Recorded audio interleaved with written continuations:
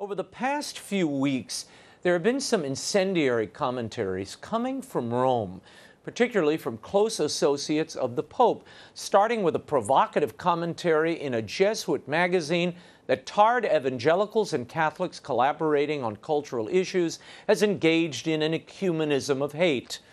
The bizarre perspective has continued with a new piece, this time from a papal biographer, suggesting that converts to Catholicism who might question Pope Francis's decisions or Amoris Laetitia are actually victims of convert neuroses.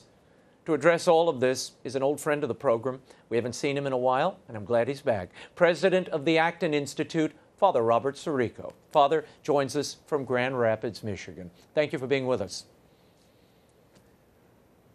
Thank you, Raymond. You're looking great. Well, you see, it's absence makes the heart grow fonder. I want to start with the piece that appeared a few weeks ago in that Jesuit-run magazine, but Vatican-approved magazine. It was entitled Evangelical Fundamentalism and Catholic Intricalism in the USA, a Surprising Ecumenism. Now, you have to translate that for the viewer, but now the New York Times and others have suggested that this was a Vatican shot at hardline U.S. Catholics. Your reaction to the analysis in the piece itself? Well, I think it was beneath the dignity of La Civiltà Cattolica, which has a very esteemed reputation over many years. It's entered into lots of different discussions, and I'm really surprised to see it being utilized as a kind of hit piece machine. The article itself was not substantive. It certainly didn't exhibit any kind of real understanding of, first of all, evangelicalism, or of I don't know what we want to call it, conservative traditional Catholicism, what it calls integral Catholicism. And it's something I know something about because the Acton Institute is an ecumenical institution. I have worked for years with Chuck Colson, with numerous other evangelicals throughout the United States. I suppose that even though I'm not, and the Acton Institute is not named in this piece, you know, we have been engaged in this for many years, and I think it has touched a nerve on the part of some of the more progressive colleagues of the Pope or appointees of the Pope, and I really do welcome the debate. I just wish it was a little more substantive than what seems to be in this particular piece in Civiltà Cattolica. Yeah, I mean, it basically attributed a theocratic mindset to evangelicals and Catholics in the United States. It equated their thinking with that of ISIS and those who would follow the jihadi movement. Now, because it comes from papal collaborators, Father Antonio Spadaro, and a Presbyterian pastor that Pope Francis named head of the Argentinian edition of the Vatican newspaper, does this in any way bespeak, do you think, the mindset of the Pope and the way he sees this segment of the U.S. faithful? Well, I do think, not just based on this, but a number of other things, that the Pope doesn't have a real grasp of the American faithful, Catholics in the United States. I mean, let's just stay for a moment with this accusation of the analogy between conservative American ideas and ISIS, or theocracy. If there's any one demarcation on the political level of a kind of American conservative approach to the state, it's that the state should be minimal, not maximum, which is what a theocrat holds, that the state should be governed by the church, and the church should have a pervasive influence through the mechanisms of the state. The Acton Institute has published any number of substantial articles related to the theology of liberation, which itself is a more theocratic impulse, a new Constantinianism. We have written extensively from evangelical perspectives against prosperity gospel, which is also mentioned in the Civiltà Cattolica piece, and also this notion of entwining the state with the church so that the church is governing through the mechanisms of the state. So just on that level, but I do think the Pope, who is not very familiar with the American experience, and is trusting these other advisors. I mean, they would have been so much more well advised to make some criticisms using an American an American evangelical who could have been brought into it, because there are a lot of those kinds of folks who, even on the left, if they wanted to make a kind of more progressive point, there are evangelical lefties in this country who could engage them. Yeah. It seems the piece is really targeting conservative, evangelical, and Catholic collaboration around social issues. I mean, they mention this by name. They mention the pro-life cause, they mention religious freedom, etc. I can only imagine what our old friend Father Richard Newhouse, whom, along with you, spent so much time trying to engage and bring together evangelicals and Catholics, if he were opening this magazine and seeing charges of being engaged in the ecumenism of hate leveled at him. What was your reaction when you read this? Because again, the finger's pointed at you and Acton as well.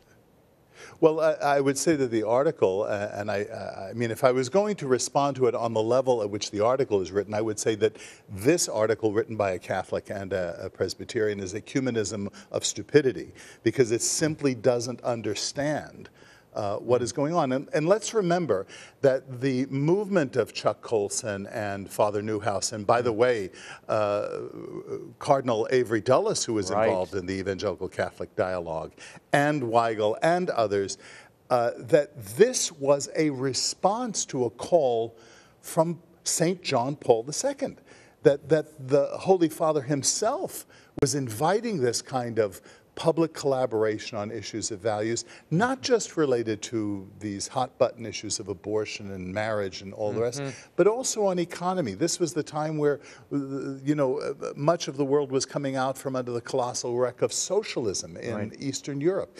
And who inspired this was himself a cradle Catholic, that is John Paul II. Now, you have issued a challenge or an invitation to Father Antonio Spadaro, the Jesuit editor of the magazine that issued this analysis. What is that invitation? It's an invitation to encounter. In that article and in other tweets that Father Spadaro has put out, and the other commentaries that have generated as a result of it, there's much talk about encounter and dialogue and communication. And what I said was, look, if you want to have an understanding and want to communicate with this people, I'll give you the audience.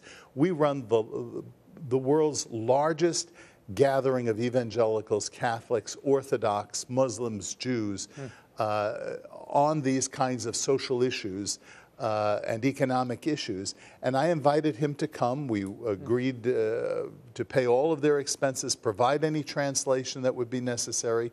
And it was declined. It was a very respectful letter. In fact, if you go to the Acton website, you can see the letters. We issued them in English, Italian, and in Spanish. And then when Father Spadaro said, you know, I have a busy schedule, this is very difficult, I wrote back and said, look, in effect, I said, anytime, any place at our expense. And he declined again. So I then just made the whole thing public and saying, please accept, because we need to be done with this kind of drive-by commentary where we're just writing articles. I mean, that has its place. But what we need to do is begin encountering each other, sharing meals where we drift into conversations that bring us to areas that we do agree on, build up trust with one another, and then really tackle the issues that are vital and that we do disagree on. And by the way, I think that's a call for the periodical literature that all of the National Catholic Reporter, National Catholic Register, all of the various websites. And I would say also, because you know who is in the crossfire here too is EWTN. I think aside from your catechetical programming, which of course needs to present the catechesis of the Church, a show like yours should begin incorporating people who disagree with our ideas and bring them on with people who can speak charitably with one another, but very directly with one another. Yeah, well, we've always done that. Look, I had invite Father Spadaro to come on the show with me. He has an open invitation. I'd love to have you both here. Look, we had Cardinal Casper here. We had Cardinal Burke here discussing Amoris Laetitia. Everybody got an airing, and I did it independently, so there wasn't a debate. They each got a separate airing and an opportunity to let the viewer hear their thoughts and come to their own decisions. I'm all for that. But I agree with you. I don't like the drive-by attacks. I think it's petty. I think it cheapens the argument, and it really makes the person engaged in it look Exactly. Weak, actually. Now, I want to talk about Austin Ivory. And it further polarizes the debate. It does. It Yes. doesn't bring anybody together, and it certainly doesn't, I think, enrich the family of faith that I think Pope Francis is attempting to engage and pull together. Now, Austin Ivory, a biographer of Pope Francis, in a Crux article, has a piece called Pope Francis, and the Convert Problem. In it, he writes that various writers, owing to being converts, are suffering from a neuroses, given the way they analyze certain pronouncements of Pope Francis. He names, by name, Edward Penton, Daniel Hitchens as former Anglicans, Ross Douthat at the New York Times, and Rusty Reno as former Episcopalians, Carl Olson, a former Protestant. He calls them out by name, and then he writes, it is a lot more likely that their baggage has distorted their hermeneutic, and they are suffering from convert neuroses. A neuroses is a pathological or extreme reaction to something that simply doesn't correspond to reality. And then cutting down, there is the neurosis of the convert escaping the shifting sands of relativism, who projects onto the church the idea of something fixed and distant and unchangeable, frozen at some point prior to the council. This makes them susceptible to the traditionalist Catholic horror, not just of the council's reforms, but of the very idea of change, as if this could be avoided. And though Ivory apologized for targeting individuals, he really didn't back off of his argument much. Have you ever seen this kind of personal nasty attack on people who converted to the Catholic faith itself? Well, yes, I mean, of course. Let me make a few observations. First of all, of those names, there's not one of those people who fit that description. That's first of all. Second of all, what is this other than a fancified and eloquently mounted ad hominem argument? It's just a personal attack. It's not substantial. It doesn't give examples of their rigidity or their neurosis. Thirdly, all I'd say is tell it to the Apostle Paul, because here's a guy who brings all of his neuroses to the kingdom of God and converts the world as a result of it. I mean, for that matter, it's the whole of the early church. We're all converts. Remember on the day of Pentecost, all of these people who bring their various languages. And then finally, I think the reason this generates such anger on the part of someone like Ivory, who is obviously a progressive in his ideology and the way his approach, is that where are your converts? Where are they? I mean, if anyone was attracted to the beautiful tradition of the church and who was a convert, that was Dorothy Day. I mean, she reverenced the Eucharist. She reverenced the hierarchy. In her ecclesiology, she was very conservative. And so what I want to say is that is a superficial argument that you've put forth, and it is beneath the dignity of a journalist, much less a papal biographer. And I mean, what do you say to Cardinal Burke, Archbishop Chaput, Robert Royal, Father Gerald Murray, Cardinal Mueller, and others? They're not converts. Are their hermeneutics distorted as well? I mean, it is kind of a facile argument. Finally, I have to get to this before we run out of time, Father SIRICO. The Pope, during a homily this week, called out, quote, those who believed they were perfect, and I think about so many Catholics, he said, who think they are perfect and scorn others. This is sad. Your thoughts? Well, let me first say, as in many of the Holy Father's statements, there's a great truth there. There is a certain rigidity on the part of people who are true believers. And by the way, that isn't left or right. That is both. That applies across the board. It's not so much where you stand in terms of your theological place on the spectrum, but your personality, the way in which you relate to things. Secondly, I would say that statement, I wouldn't read it this way, but one could read this statement as a very perfectionistic statement, a very dismissive and judgmental statement. Thirdly, there are people who come to the church with a lot to be forgiven for and a lot of work still to be done. So I would just hope that the Holy Father would be as open to them as he is to Latin American socialists. And just welcome them into the flock and kiss them who are the new lepers or who are becoming the new lepers with this kind of rhetoric. Very good. Father Robert Sirico, thank you for being here. And I hope, you know, some of those near and dear to the Pope will read and reflect on those words. It could do them some good. Father Sirico, always a pleasure having you here. Do not be a stranger. Thank you. And you can find out more about Father Sirico and his work at acton.org. When we return, my exclusive with the former head of the Vatican's doctrinal office, GERHARD Cardinal Mueller. He sets the record straight on communion for divorced and remarried, and much more. Stay right there. The World Over continues in a moment.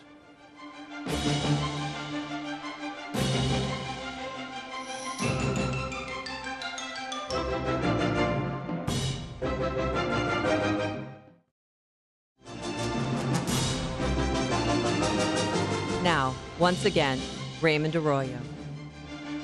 Welcome back to The World Over. Until June of this year, he was the prefect of the Vatican's Congregation for the Doctrine of the Faith, the Vatican's doctrinal office. I sat down with him in May before he was dismissed from the post by Pope Francis. We had a very candid discussion touching on many hot-button issues facing the Church today, from the still controversial and unresolved issue of communion for divorced and remarried Catholics, as well as the possibility of female deacons. We even talked about the dismissal of some of his staff. Here is my exclusive interview with GERHARD Cardinal Mueller. I want to start with your book, the Cardinal Mueller Report, which has a vague reference to your predecessors, the Cardinal Ratzinger Report of many years ago. It focuses on hope and the various dimensions of hope throughout the Church, the world, the family. Where is hope most lacking in your mind, and how do people miss it? The title is not only a vague link, but is a directly wanted link, because he spoke about the report about the faith, and we have another theological virtue, which is a hope, very linked surely with the faith and the love. And we know and remember the big encyclica of Benedict about Deus Caritas, as God is a love. And therefore in our time we think we need hope, to have orientation for this short time of our earthly life, but we are awaiting a long life, the eternity, because we are created for the communion with God in love, and therefore we cannot restrict our existence only to the efforts in this world. You've spoken at great length about Islamic terrorism, radical Islamic terrorism, you call it, not dissimilar to President Trump, actually. What is the role of the Church today in combating radical Islamic terrorism? Is it a theological opposition it can wage? Is it a different vision that should be put forward? What is your opinion? I think the task of the states and the communion of the states is different from that one of the Church. The Church is the body of Jesus Christ, is a representation of the revelation of the incarnation of God. And therefore we must enter in the discussion with the Islamic authorities about the contradiction of God, who is love, and this terrorism which is acted in the name of God. Therefore it is the inner contradiction between this violence, destructive violence against the human beings who are created according to the image of God, and God himself, who is the Word, who is love. I want to move back into the ranks of the Church here. Let's talk about Amoris Laetitia. This is an exhortation that has the result of 2 synods, which has garnered so much attention, and reams of paper and ink have been spilled about what Amoris Laetitia intends and what it means, particularly that 8th chapter. And in it, the Pope seems to be suggesting, and some have suggested, even in bishops' conferences around the world, that a divorced and civilly remarried Catholic may, with the accompaniment of their pastor, without an annulment, receive the sacraments and be welcomed into the sacraments, despite the fact that in time gone by this would have been considered living in sin. Your thoughts? Is that possible? Is that what's being advanced? The Pope at the beginning or before the 2 synods, he spoke often from the rehabilitation of the Catholic understanding of marriage only and exclusively with one man and one woman, because that is the will of God. The main reason of the two synods and then the result in Amoris Laetitia is to underline the importance of the marriage and the families and the marriage, especially the marriage between baptized persons as the sacrament. It is absolutely impossible that the Pope, as a successor of St. Peter and the vicar of Jesus Christ for the universal church, presents a doctrine which is plainly against the words of Jesus Christ. Jesus Christ is a relator, the Pope and the Magistery as only the interpreter, and therefore the doctrine according to the indissolubility of the matrimony, of the sacramental matrimony, is absolutely clear. The approach of the Holy Father is to help and to have in his sight, in his eyes, all these people who are living in the secularized society, have not a full understanding what is Christian life and thinking. And he doesn't want to say, or either you accept all from the beginning or you are absolutely out. His thinking is all these people who are not so linked with the church and have some difficulties, we must lead them as good pastors until this point that they could accept completely the Christian doctrine and Christian life and our understanding. And the famous footnote where it said, yeah, in some cases there is possible the access to the sacraments of the penitence and the Holy Communion. What is the sacrament of penitence? In the case of a mortal sin against the Ten Commandments or other commandments of God, or the will of God against the love, you need first the conversion, the inner conversion of the heart. Penitence, you must have the clear will to not sin in the next opportunity. And in this case, if they are ready to live as sisters and brothers, there could be in some cases possible, but it's not possible to live with two legal wives, with one is sacramentally married, with the other only civilly. It is not possible because we don't accept polygamy. So it's that is not possible now. Just to be clear, many are interpreting this, and have, as a not doctrinal but pastoral end around annulments. So by being pastorally open to these people, you can somehow avoid annulments and still get to the sacrament with your civilly married wife or husband. I criticized all the time this thinking or this opposition to let the doctrine as it is and to surpass it with a pastoral is not Catholic thinking, because for us dogmatic and pastoral is the same thing. It's one, the practice is the belief. Is the belief, no? Because it would be, this interpretation would be a certain revelation of a Christological heresy. Christ as a word of God, the doctrine of the church, and Christ as the good pastor is the same person. You cannot separate or distinguish between Jesus Christ as a teacher of the word and the good pastor who gave his life.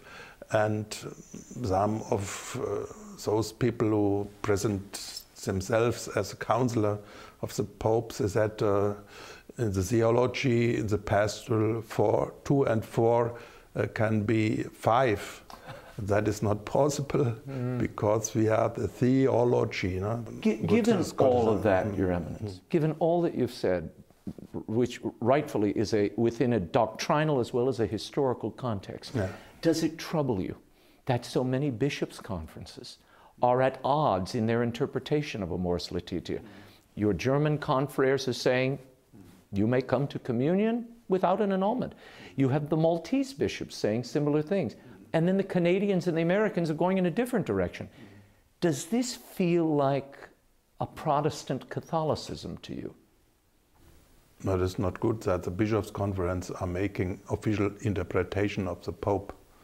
That is not Catholic. We have this document of the Pope and must be read in the context of the complete Catholic tradition.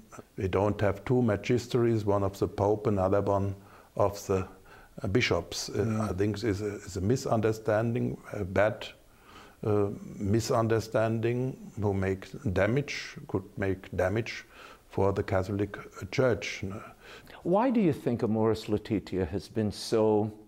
It was a document intended, I think, to bring everyone together around the centrality of marriage and family. And yet it has caused such global division. I mean, even the Pope himself, when he approves of the Argentinian bishop's interpretation, that seems to give credence and weight to the absolute opposite of what the interpretation you're advancing, that you can't change this and that nothing has changed and that there is no possibility of this. The Pope seems to be giving a preference to the Argentinians who say there is a path here. I am not so glad with all these actions. The bishops interpret the Pope interpret the bishops, and we have some rules how to act in the Church. We have the synods coming together, and then the Pope makes a summary, and with his papal authority he gives the explanations or writes the documents, and then must all be finished, not interpretation of the interpretation. That is not good for the Church. I am saying as a Catholic theologian. What do you make of that dubia that those 5 cardinals submitted? Should the Pope answer that dubia just to put this to rest, to once and for all use his papal authority to silence all of these voices and different interpretations? Is it time to do that, in your opinion? No, the one thing is the content of this dubia, the legitimate questions to the Pope. The other point is that this came out and was a public discussion and tensions between Pope and some cardinals. That is not good in our world of the mass media. Our enemies are glad of the Church, to see the Church in a certain confusion, as prefect said dogmatically and doctrinally. Amoris Laetitia is very well, and the misunderstandings of the both sides has to do with ideological view of things and prejudices, and some entered the synod with their understanding we must fight for our ideas, and they had argued too ideologically. We must have also the responsibility for the unity of the Church, and it's not good to make a pressure only, or to enter as a pressure group for own ideas in the synod.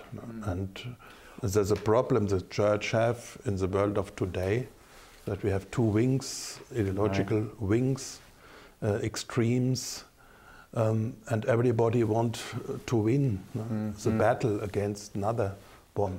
On behalf of one, revelation is coming from God, and the revelation, the word of God, unifies the believers. And it is not our task to unify in a totalitarian way. Everybody must think like me, because the thinking of another person is not important for my salvation. Only the word of God can unify the Church and can save everybody. Let's talk about lay people making decisions. There was a lot of agitation, a group of people who wanted the Pope to explore female deacons. He opened up a study, a commission on it. When do you expect the work of that commission to conclude, and where do you think this will lead in the Church? The Pope didn't speak about female deacons in this threefold and one sacrament of ordination, but he said this commission should make a collection of all the studies about the diaconess, not the female deacons, in the antiquity. In some parts of the older Church, there were women and widows who helped in some cases of baptism of women, and in the charity, in the diaconia, they helped, and they had the title deaconesses. But we have so much document. I myself made a big collection of all these documents, 400 pages, translated all from Greek and Latin. And what is your opinion? Did they have holy orders or no? No, not possible. Will not come. Otherwise, it's not necessary. We have today more women in responsible positions that have more higher than at the old diaconess. Your Eminence, I was with a journalist, a very well-respected television journalist a few weeks ago. We were in a green room. He's not Catholic. And he turned to me and said, I'm so elated that the Pope is now opening up the possibility of female deaconesses, female deacons. This is a great step toward female priests.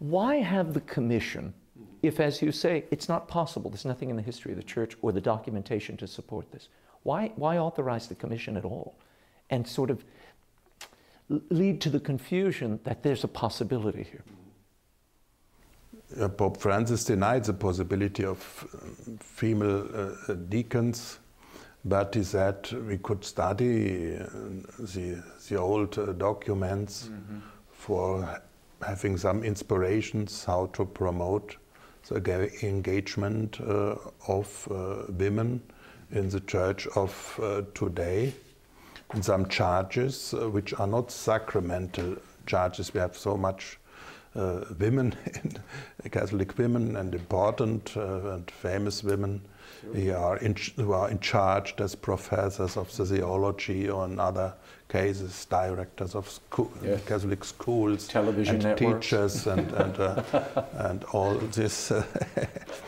and all this responsibility we have for the world together.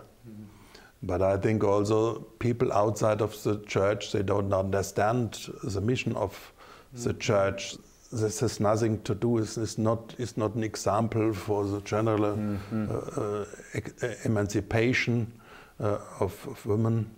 But everybody inside and outside of the Church has to respect that the Church is not a political or man-made organization, but is a body of Christ. You mentioned the organization, and some have been disturbed by the presence on certain pontifical academies and commissions.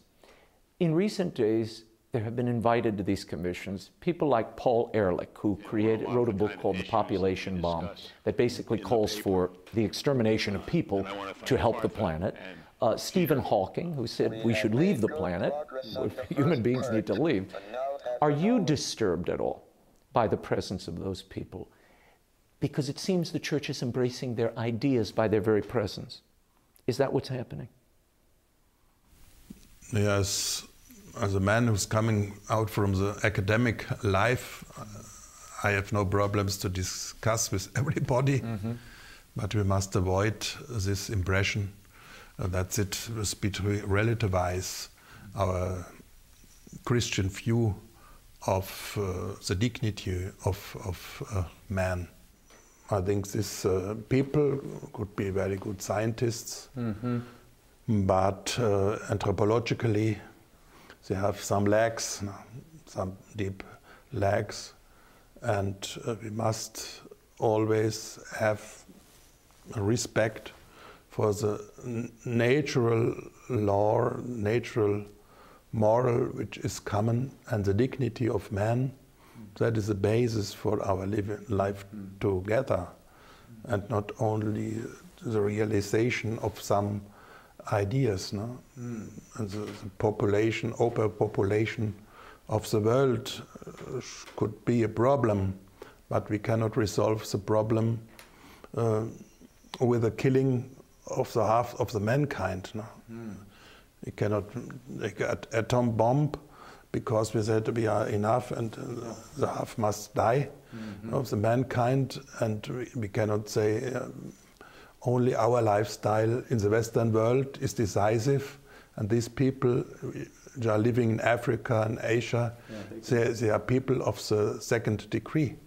We have all people, we are equal, and everybody has the right to life. So are you worried that by inviting these people who hold and have advanced these ideas for many years, that we are elevating or giving moral credence or support somehow to those very notions? It could be the danger, but we must avoid the danger and must be very clear. And I think Pope Francis was very clear against the gender ideology, against transhumanism. And I think, as I know, Pope Francis as person, not only as Pope, he wants to embrace, not to exclude these people, that they should learn a little bit from our good anthropology, and that they would have more respect for human life.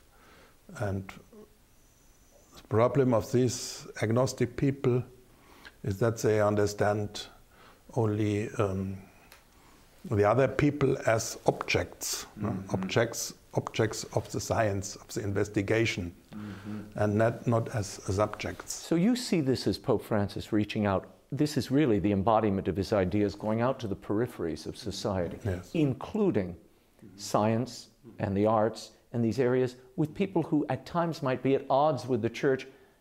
You see this as almost an evangelical hand being held out to them.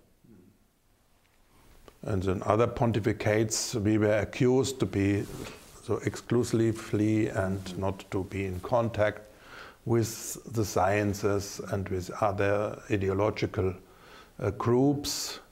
And we was a little bit separated from these other groups and movements. But I think the Pope has his plan that the Catholic Church is not only as a standpoint, correct standpoint, but we must also communicate our vision of the world. Last Christmas, Vaticanista Marco Tossati reported that Pope Francis had ordered the dismissal of 3 priests working in Cardinal Muller's Congregation for the Doctrine of the Faith. Since they were excellent priests, Mueller delayed action. Finally, in a papal audience, Cardinal Mueller told the Pope, "These persons are among the best in my dicastery. What did they do?" Tossati reported that Pope Francis replied, "I am the Pope. I do not need to give reasons for any of my decisions. I have decided they have to leave, and they have to leave." End quote. According to reports, at least one of the priests had been critical of certain papal decisions.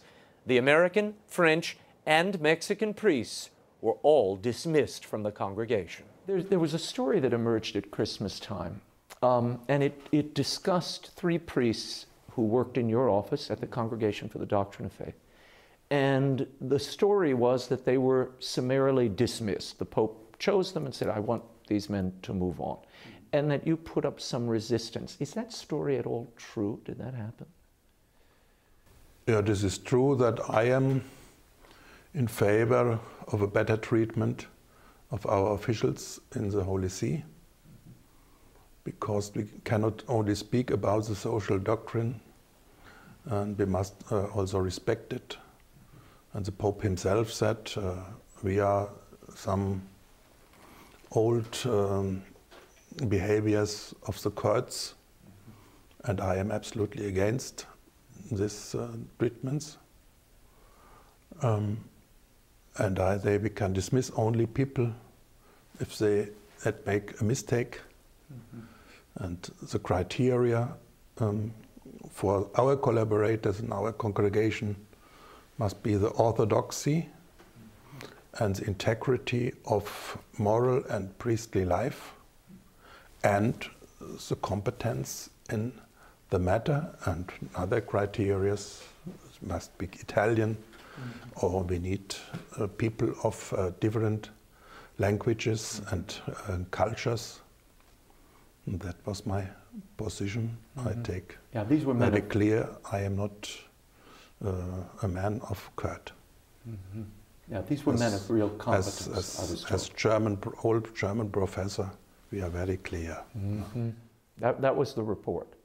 That you were very concerned about them, and the three of them.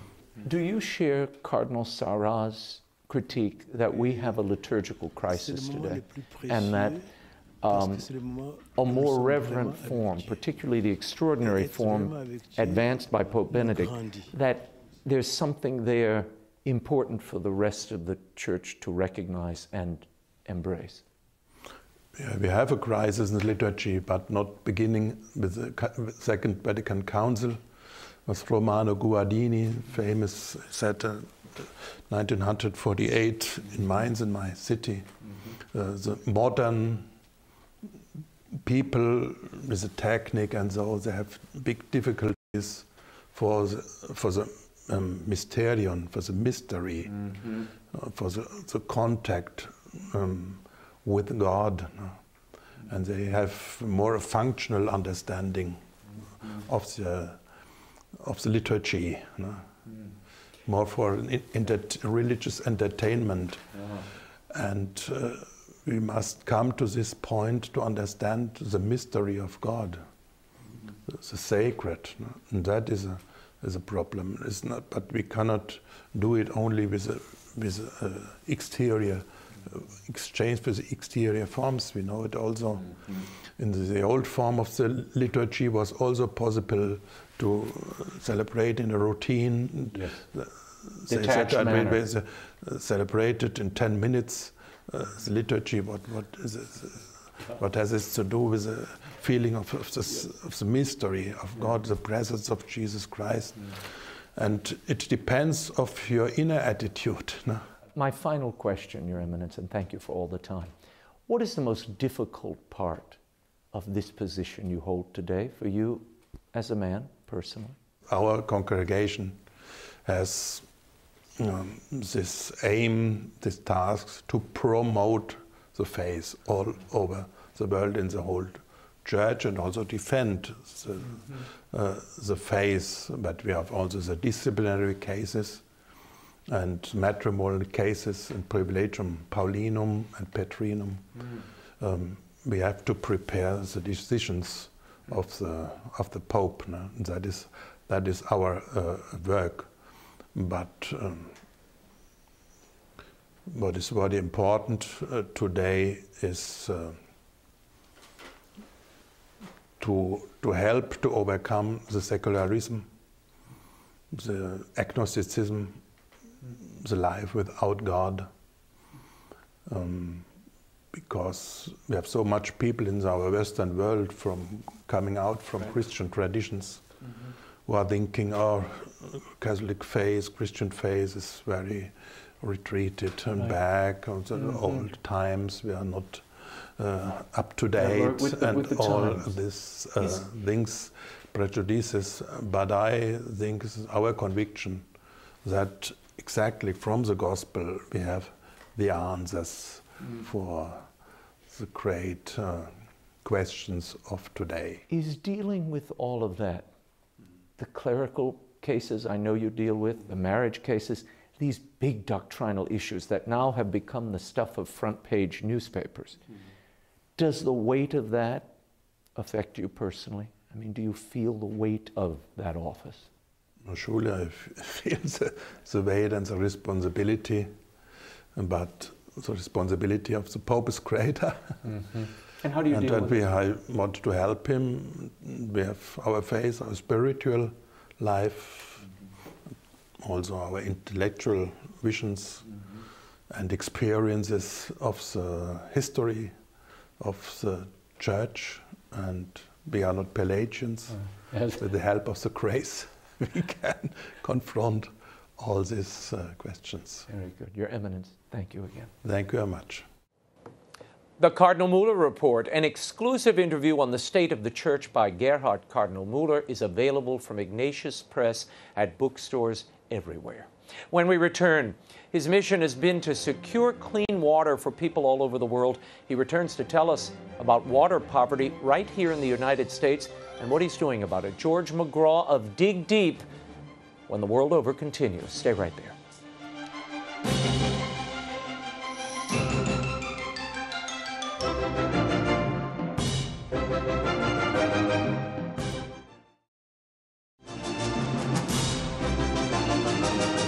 Now, once again, Raymond Arroyo.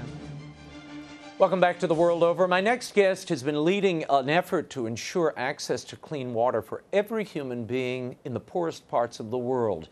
But tonight, he's here to tell us about a heartbreaking situation right here in the United States. We take clean water for granted, but there is a community in the Southwest that isn't so lucky. To discuss is the founder and executive director of DigDeep, George McGraw. I sat down with him recently here in Washington. Take a look.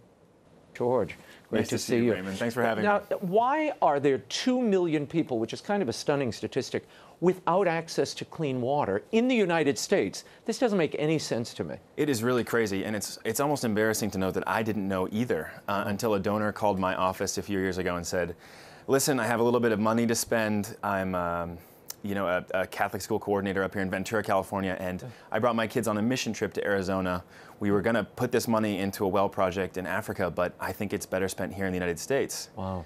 Yeah, so I followed her out to New Mexico, saw the incredible need in that area of the country, and yeah, there are probably up to a couple million people right here at home who still don't have that thing that you and I take for granted, clean running water, and it's crazy. Because, I mean, most of your work is abroad. It's Yeah. in places like Africa and the Middle East, correct? Yeah, that's where we got our start. East and West Africa, South Sudan, Cameroon, some of the poorest countries on earth. And really, in these communities in the Southwest and in other parts of the United States, you see poverty that's really similar. I mean, people getting up in the morning, grabbing a bucket, walking a couple miles to a livestock pond or a trough, and bringing all the water home that they need for the day. It's remarkably similar. Wow. I want to tell people about this project. DigDeep has a new initiative called the Navajo Water Project. It seeks to help thousands of Native American households without access to running water or basic sanitation. The Navajo Reservation is the size of West Virginia, and it covers parts of New Mexico, Arizona, and Utah. Watch this. As part of their greater effort to bring clean water to the nation, DigDeep is working with a very special client, the St. Michael's Association for Special Education. St. Michael's relies exclusively on very expensive bottled water for all their needs. Their tap water is unsafe due to high levels of lead and arsenic. As you can imagine, the children of St. Michael's are particularly sensitive to these contaminants. This is Brianna, a student with autism at St. Michael's on the reservation, describing what she and her classmates face every day. We had to buy our water at the store and give it to each class. This class used small water for surgery, hand washing, and disinfecting. Some our tap water is black and sticky. Water is life. What? Water is life. So you became involved with St. Michael's through this volunteer you were talking about earlier, right? Yeah, so we started the bigger Navajo Water Project, and then that volunteer reached out. Wow. And what are the biggest obstacles you're facing now that you are initiating this project and you see these poor children, what they're contending with? What are the biggest obstacles? Well, this is a very rural area with very little access to technology or funds. This school, St. Michael's Association for Special Education, is the only special needs school on the entire Navajo reservation, which you said is the size of the state of West Virginia. I mean, these kids with severe medical and developmental disabilities are bused from hours away just to get care at this school. And so our biggest hurdles are financial, of course, raising the money it takes to build a water treatment plant and to replace all of the plumbing at St. Michael's. There are 26 individual buildings, classrooms, group homes that we'll have to retrofit. And then the other obstacle that we've had to overcome is pulling in the right experts to analyze this water and figure out just how to clean it, the right plumbers to do that work. And that's coming along really nicely. We've built quite a volunteer coalition, I think. Wow. Now, why is it just a pocket of this reservation, or is it the entire reservation itself that suffers from contaminated water or unfit water? Well, it's 40% of people living on an entire reservation, so almost half. And some of these people don't have any running water at home, and like I mentioned earlier, they're collecting it from outside their house. I got to stop you, George. Yeah. Where is the federal government in this? I mean, this is a basic necessity. I mean, you couldn't be in Brooklyn, New York, and have whole portions of that town without clean water. It really is. It's so embarrassing that, we're the only developed country with this kind of problem inside our own borders. And it's because of a long, complicated history with native settlement and with the federal government and state governments. And essentially there's just a blame game where everyone's pointing fingers at each other. And so DigDeep is coming in and saying, just stop. Stop blaming each other. We need to figure out how to solve this together. It's going to take help from the federal government, from state government, and from private actors like charities, like individuals that can come in and fix this problem. Because the reality is that we're all American. And this is an American problem, and it's going to take an American solution. And we have the expertise, we have the resources, and we can get this done in a couple decades. What are the parents and the students at St. Michael's telling you? How have they contended with this all this time? Well, we didn't know about the situation at St. Michael's. We were working about an hour away in New Mexico when I received an email from one of the teachers and one of the students, I think part of the video that we just saw. And we couldn't believe our eyes. And the teachers and the parents found out that we were doing this work a few miles away, bringing clean water to people's homes, and they said, we have a population here that really needs your help. Can you come see? Can you come help us out?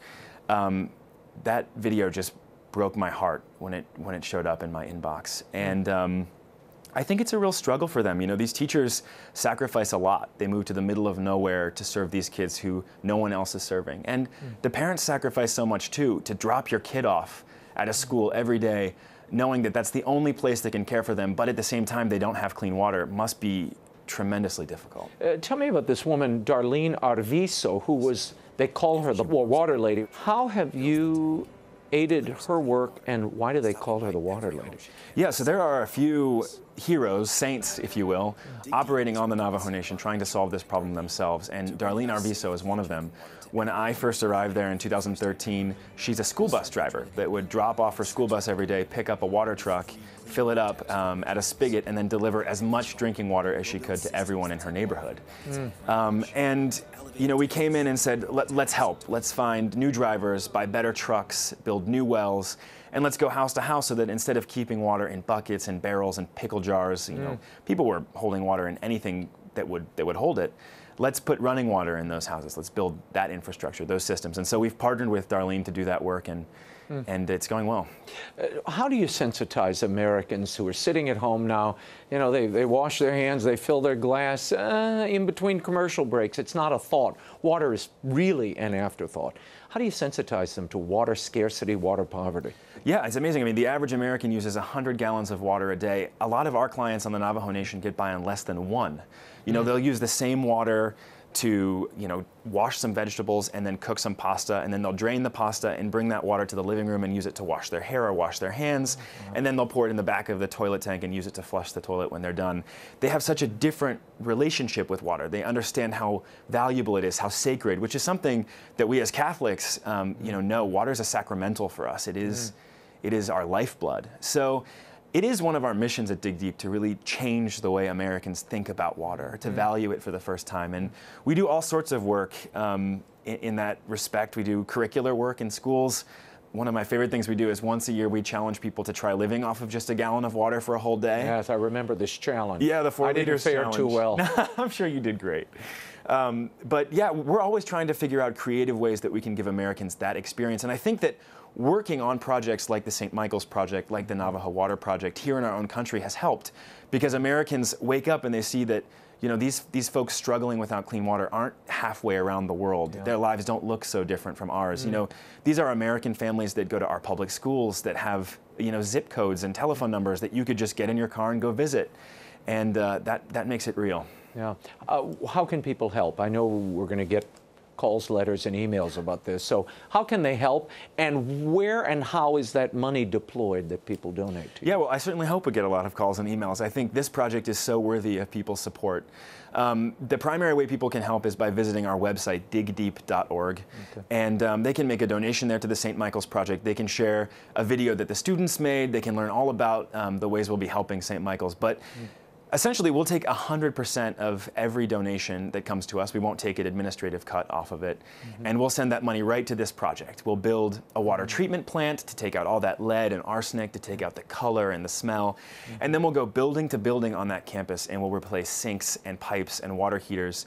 And by the end of June, God willing, the students and teachers and parents at St. Michael's won't have to worry about their water quality anymore, and they'll have the same water you and I enjoy at home. Well, those are some terrifying images when they open the sink and there's that black pool in the sink. It's terrifying. Americans should not have to live like that. No one should have to live like that. Especially those kids. Particularly in a wealthy country like this. You can find out more about George McGraw and Dig Deep's efforts on behalf of the Navajo and how you can help by visiting digdeep.org. That is all the time we have for now. Until next week, the show continues on Facebook and Twitter. Like me on Facebook. You can follow me on Twitter. The links are at raymondarroyo.com. Be sure to join us next week. Until then, we'll be scouting the world over for all that is seen and unseen. On behalf of the staff and crew of EWTN News, thank you for watching. I'm Raymond Arroyo from Washington, D.C. Bye now.